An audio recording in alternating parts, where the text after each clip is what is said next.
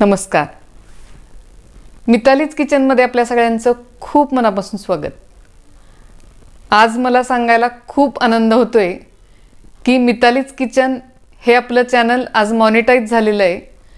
त्याबद्दल तुम्हा सर्व व्ह्यूअर्सचे मनपूर्वक आभार. यापुढेही आपलं सहकार्य असंच राहील याबद्दल मला खात्री आहे. आज बाजारातून मस्त हिरव्या हिरव्या भाज्या आणल्या आहेत. मग काय, घरातून लगेच डिमांड आली, व्हेज हराभरा कबाब झालाच पाहिजे.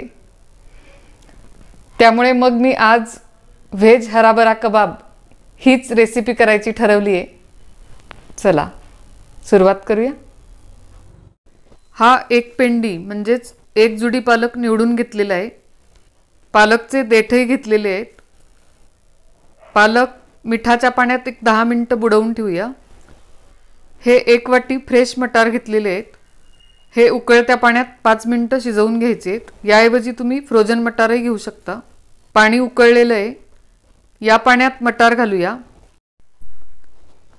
फ्रेश मटार घेतलेले असतील तरच उकळत्या पाण्यातून काढा. याऐवजी फ्रोझन मटार घेतलेले असतील तर ते उकळत्या पाण्यातून काढण्याची आवश्यकता नाही. याच पाण्यात पालकही घालायचा आहे, पण मटार आणि पालक एकदम पाण्यात घालायचं नाही, कारण पालक 2च मिनिटात शिजतो आणि मटारला थोडासा वेळ लागतो. त्यामुळे मटार थोडासा आधी टाकायचा आणि नंतर 2 मिनिटांनी पालक त्यात टाकायचा. पालक मिठाच्या पाण्यात ठेवून स्वच्छ धुवून घेतलेला आहे. हाही उकळत्या पाण्यात घालूया. तुम्ही चॅनलवर नवीन असाल आणि अजून सबस्क्राईब केलेलं नसेल तर सबस्क्राईब करा आणि बेलवर क्लिक करा, म्हणजे मी नवीन व्हिडिओ अपलोड केला की तुम्हाला नोटिफिकेशन येईल.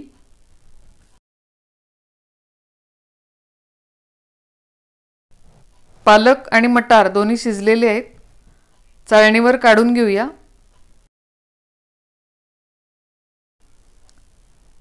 यातील पाणी पूर्ण काढून टाकायचं आहे. हे पूर्ण गार झाल्यानंतर मिक्सरमधून बारीक वाटून घ्यायचे. हे 4 उकडलेले बटाटे घेतलेले आहेत. हे वजनी अर्धा किलो बटाटे आहेत. बटाटे किसून घेऊया. 2 चमचे जाड पोहे घ्यायचे. हे कांदा पोह्यांचे पोहे आहेत.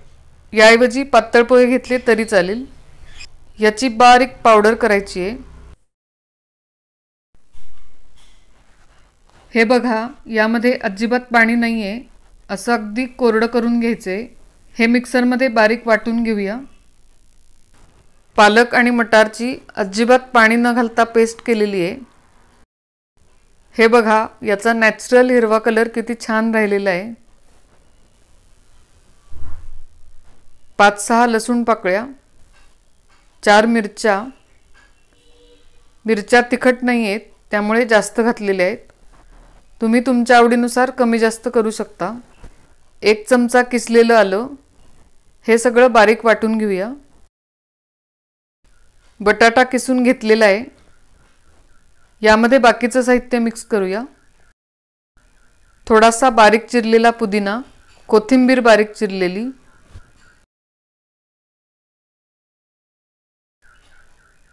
पालक आणि मटारचं वाटण,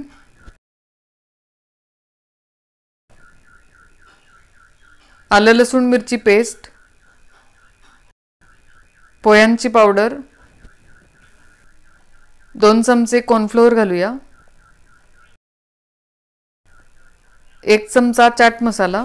चाट मसाला नसेल तर अर्धा चमचा आमचूर पावडर आणि अर्धा चमचा जिरं पावडरही घालू शकता, किंवा त्याऐवजी थोडासा लिंबाचा रस घातला तरी चालेल. चवीनुसार मीठ घालूया. हे सगळं साहित्य व्यवस्थित मिक्स करून घ्यायचे. यामध्ये तुम्हाला आवडत असतील तर इतर भाज्याही घालू शकता. फक्त इथे एक गोष्ट लक्षात ठेवायची आहे, भाज्या कुठल्याही घातल्या तरी त्या कोरड्या असाव्यात. त्यामध्ये पाणी अजिबात नको. काय होतं, यामध्ये थोडंसं जरी पाणी राहिलं तरी मिश्रण पातळ होतं आणि त्याचे कबाब करायला अवघड जातं. त्यामुळे ही काळजी घ्यायची आहे. यामध्ये मी बाइंडिंगसाठी पोहे पावडर आणि कॉर्नफ्लोअर घातलेलं आहे. याऐवजी तुम्ही ब्रेड क्रम्स किंवा थोडं तांदूळाचं पीठही घालू शकता. कबाबसाठी मिश्रण तयार झालेलं आहे. हे एक 10 मिनिटं झाकून ठेवूया.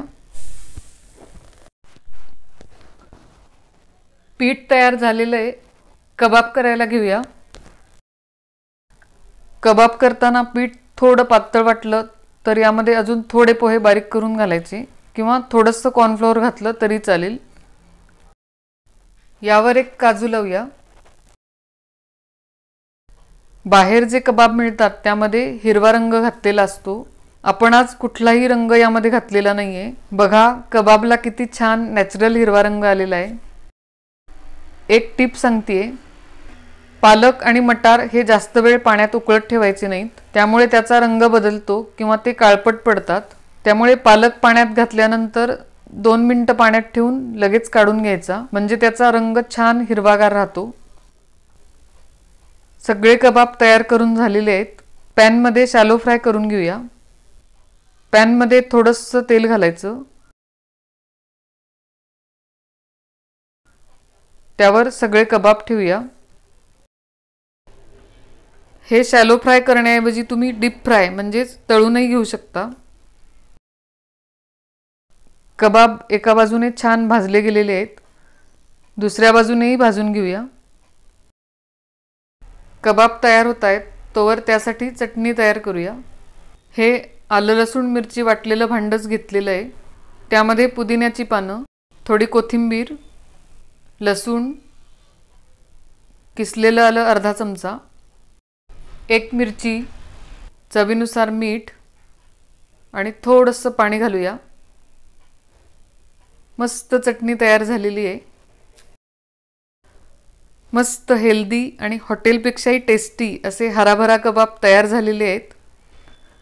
या साहित्यातून 20 कबाब तयार होतात. प्लेटिंग करूया. तुम्हाला ही रेसिपी कशी वाटली ते कमेंटमध्ये सांगा. आवडल्यास लाईक करा आणि व्हिडिओ शेअर करा. पुन्हा भेटूया अशाच चटपटीत रेसिपींसह. तोपर्यंत नमस्कार.